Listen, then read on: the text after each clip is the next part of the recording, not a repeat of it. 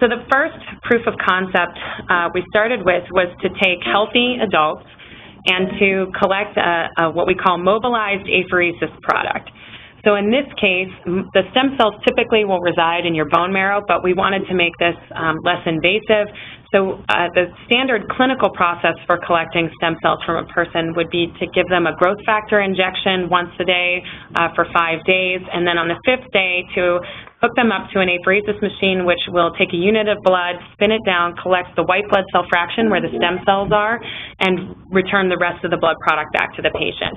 This gets rid of a lot of the unwanted cells like red blood cells up front so that they don't influence the process. And this is also the most common blood product that is used in gene therapy trials currently. So once we had these products, we put them onto the device. Our programming takes the products initially, does the introductory preparation of these cells for cell separation, and then it actually uses a magnet to pull the stem cells out of the blood cell pool. And it does this by taking an antibody that detects CD34 that is attached to a metal bead and incubating it with the cells.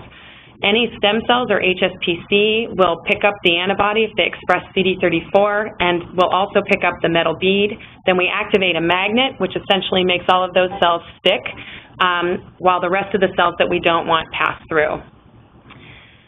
We then transfer the cells to the chamber highlighted on the device here.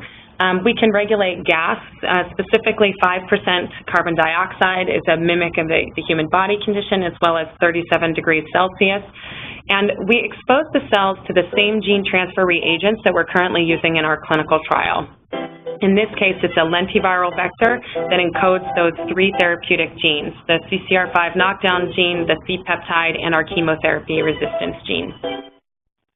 We then cultured the cells and then prepared them for infusion by washing them to get rid of all of the viral reagents, the culture reagents, and then putting them into a formulation that would be safe for patient infusion. This is essentially like a saline solution that contains a pharmaceutical-grade human serum albumin.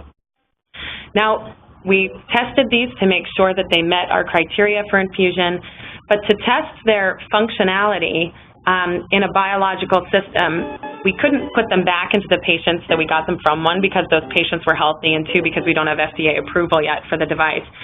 So as an alternative model, we actually used an immunodeficient mouse model called of xenotransplantation. These mice don't have an immune system, so these cells can be accepted and can go into the bone marrow and graft and produce blood cells, and we can track that over a period of time. To do this entire process required us to build about 5 custom software programs and to manipulate 2 different tubing sets. The tubing set is all of the clear lines that you see weaving in and out of this device in the photograph.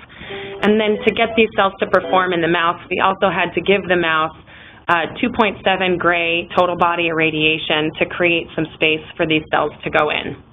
But this is not fully loaded conditioning. This is what we consider mild conditioning in this particular mouse.